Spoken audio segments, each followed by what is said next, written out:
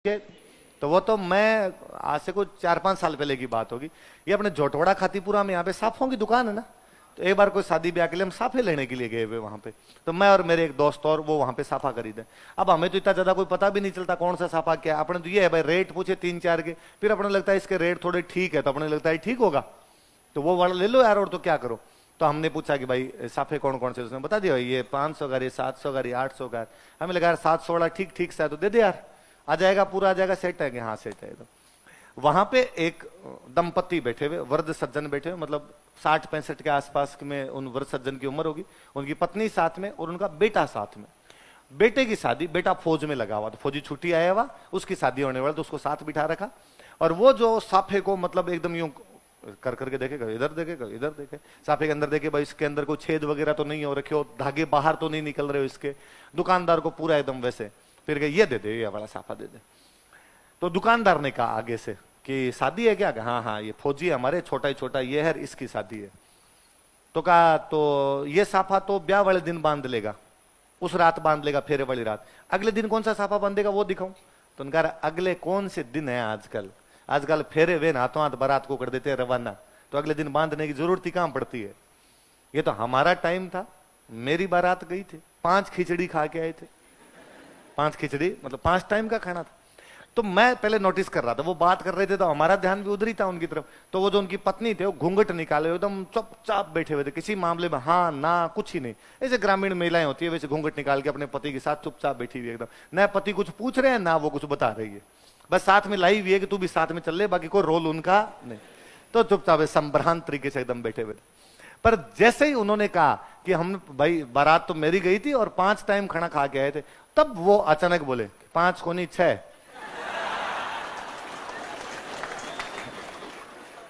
तो मैं उनकी तरफ देख के मैं बाबू 6? तो वो थोड़े खुले और उन्होंने कहा हाँ बेटा 6 खा के आए थे, बाप की 1 रोटी और लगी थी, ये 5 कैसे बता रहे हैं?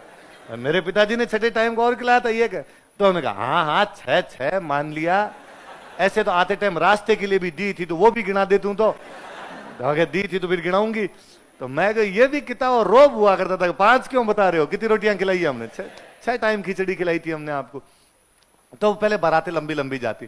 तो देवल ने कहा भाई तुम जाओगे आओगे वहां रुकोगे टाइम लगेगा, तब तक क्या पता मेरी गायों को कोई लूट के ले जाए। तो बाबूजी ने कहा कि देवल मैं आपको वचन देता हूं, यदि आपकी गायों को कोई लूट के ले गया तो आप मेरे पास एक समाचार भिजवा देना। यदि मैं रास्ते में जा रहा वहां तो आगे ब्याह करने जाऊंगा नहीं, बीच में आ जाऊंगा और आपकी गायें बचा के लेके आऊंगा। मैं यदि 10 किलोमीटर पहुंचा 10 किलोमीटर से ही वापस आ जाऊंगा। मैं यदि वहां पहुंच गया और तोरण मार रहा हूं और उस टाइम मेरे को न्यूज मिली कि भाई आपकी गायों की लूटपाट हो गई, मैं बिना तोरण मारे वापस आ जाऊंगा। इवन यदि मैं फेरे ले रहा हुआ तो मैं बिना फेरे लिए बीच में आ जाऊंगा। मैं खाना खा रहा हूं तो खाना छोड़ के आऊंगा, पर आपकी गायों को बचाऊंगा, आप मुझे घोड़ी दे दीजिए। जब कोई इतना एश्योर करे, इतना विश्वास दिलाए, तो देवल ने कहा भाई ठीक है आप घोड़ी ले जाओ। वाकई केसर कालमी बहुत सुंदर घोड़ी थी। बाबूजी जब केसर कालमी पे बैठे तो बाबूजी और फूटने लगे। और केसर कालमी की अपने पे तो खूब सारी कहानियां है कि जब बाबूजी घोड़ी लेके वहां अमरकोट पहुंचे तो ये तो घोड़ी नाचे। पहले क्या बींद वाली घोड़ी को नचाने का बड़ा रिवाज था कि दूल्हा जिस घोड़ी पे बेचता उसको नचाया जाए, और दूल्हे खुद अच्छे घुड़सवार हुआ करते, नचा दिया करते। आजकल तो दूल्हा चलते तो तिवाड़े आते हैं, है ना। तो आजकल तो दूल्हे को घोड़ी पर बिठा कर तकड़ी पकड़ ले और 2 इधर चलते हैं और 2 इधर चलते हैं, ये कहीं डगमगा के गिर ना जाए। अच्छा कई दूल्हे तो पिए हुए और रहते हैं आजकल, साथ में दारूड़िए दोस्त होते हैं, वो कोई पिलाते तो भाई कॉन्फिडेंस रहेगा, भाई उसमें पिया हुआ और है तो भाई उसमें डिगमिग होता रहता है, अब गिरा इसमें। तो अब क्या नचाए, दूल्हा खुद नाचा हुआ ही रहता है। पहले नचा लिया करते, डाकी टाइप के आदमी होते तो वो गिरते भी नहीं थे जी घोड़ी से। घोड़ी बेचारी डरा करती थी कि डाकी कहां बिठा दिया इसको ऊपर। तो बाबूजी वहां घोड़ी को नचाए ना, चारों तरफ लोग बातें करे, अरे के केसर काल में जैसी तो घोड़ी नहीं है, आज दिन तक ऐसी घोड़ी नहीं देखी। कहते अमरकोट वालों को बड़ा बुरा लगा, और अमरकोट वालों ने कहा रहे ये क्या तरीका है, जैसे तुम्हारे पास ही घोड़ी हो, हमारे पास तो घोड़े हो ही नहीं। तो किसी ने इधर वालों ने कहा तुम्हारी हमारे वाले को दौड़ करवा लो, पता चल जाएगा किसके पास अच्छी है और किसके पास अच्छी नहीं है। तो वो कहते वो अमरकोट वाले जो सोडा थे वो घोड़ा लेके आए अपने, कि लो करवाओ दौड़ करवाओ। तो बाबूजी ने कहा आज नहीं भाई, 2 दिन बाद। हम इतने किलोमीटर चल के हमारी घोड़ी थकी हुई है, तुम्हारा घोड़ा तो एकदम फ्रेश है, तो अभी हाथों हाथ दौड़ कराओगे तुम्हारा घोड़ा जीतेगा ही। तो उन्होंने कहा ये तो बातें हैं बाबूजी, 2 दिन बाद में कोई नहीं होगा, करवानी तो अभी करवा लो। और इसका मतलब डर गए अभी आप यदि दौड़ नहीं करवा रहे हो। बाबूजी ने कहा देखो और कुछ ही कर सकते हो, जयकांत सिकरे का ईगो हर्ट नहीं कर सकते तुम, लोग कराओ देखो। और केसर कालमी को दौड़ाया, केसर कालमी थकी हुई थी उसके बावजूद घोड़े को पीछे छोड़ दिए और सबने और तालियां बजाई। अमरकोट वालों की और धूड़ धनी हुई, लो साहब केसर काल में थकी हुई थी, फिर भी तुम्हारे घोड़े को तो हरा गए। तो उनको गुस्सा आया हुआ था। तो कहते हैं पाबूजी जब वहां तोरण तो समझते हो, पाबूजी जब तोरण के लिए पहुंचे तो उन्होंने तोरण बहुत ऊंचा बांध दिया।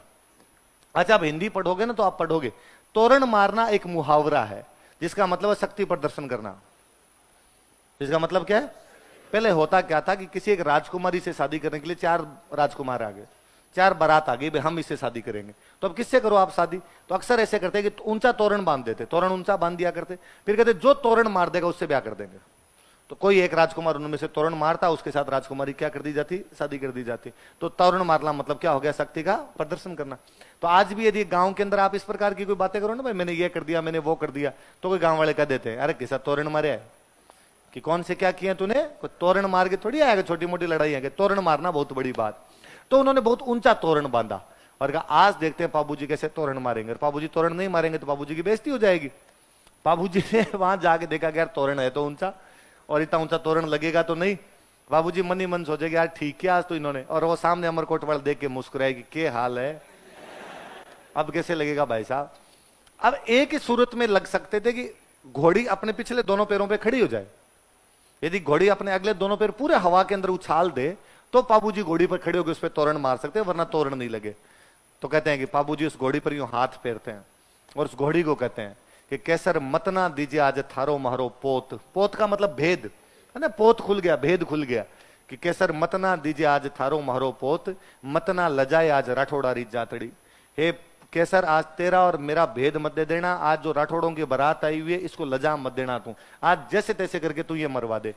केसर ने अपना सिर हिलाया कि तू चिंता मत कर, इसको तो अभी मार दूंगी किता आगे। कहते पाबूजी जो ढोल बजा रहा था लड़का उसको कहते हैं कि ढोली रात छोरा तू तो मदरो ढोल बजा। मदरो मतलब हल्का हल्का, कोई ढोल दरे धमाके मारे केसर घोड़ी नाच से, तुम्हारे ढोल के धमाके पे मेरी केसर नाचेगी। वो केसर को नचाते नचा नचा केसर लगाम खींचते हैं, लगाम खींचते केसर अगले दोनों पैर हवा में उछाल देती है। बाबूजी आराम से उसके मारते हैं। तो कहते वो अगले दोनों पैर जब हवा में उछालती है तो गढ़ के कंगूरे पे लगा देती है, जहां तोरण लगा हुआ तो उसके पास में अपने पैर टिकाती है दोनों। जब वापस पैर उतार रही होती है तो उसके खुर के प्रहार से ईंटें साथ में आ गई, ईंटें तोड़ के लाई वहां से वो। इस बार पाबूजी ने अमरकोट वालों की तरफ देखा, क्या हाल है।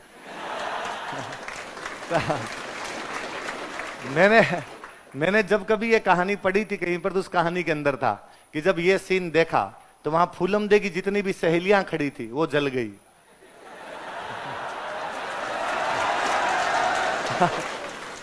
और जब ये समाचार अंदर फूलमदे को मिला तो फूलमदे बड़ी प्रफुल्लित हुई। मुझे लगता है फूलमदे को लगा होगा कि मेरे वाला सरदार बाहर अपने अपने चर्चे हो रहे हैं चारों तरफ, अच्छा तो लगे भाई कि मेरे पति ने इस प्रकार से तोरण मारा है। अब कहते हुए पाबूजी अंदर जाके फेरों के अंदर बैठे। पाबूजी ने अभी 3 फेरे लिए थे। कितने फेरे लिए? इतने में देवल बाल बिखेरे हुए गालियां निकालते हुए वहीं फेरों में ही पहुंचे और फेरों में जाकर मैंने कहा था तेरे को पहले कि टाइम लगेगा तुम्हें जाने मेरे आने मेरे, फिर वहां तुम्हारे शादी ब्याह के अंदर टाइम लगेगा और मेरी गायों को ले जाएगा। तब तुम बड़ी बड़ी बातें कर रहा था कि मैं जैसे ही गायों की सूचना मिलेगी वापस चलूंगा, और अब यहां बैठ के फेरे ले रहा।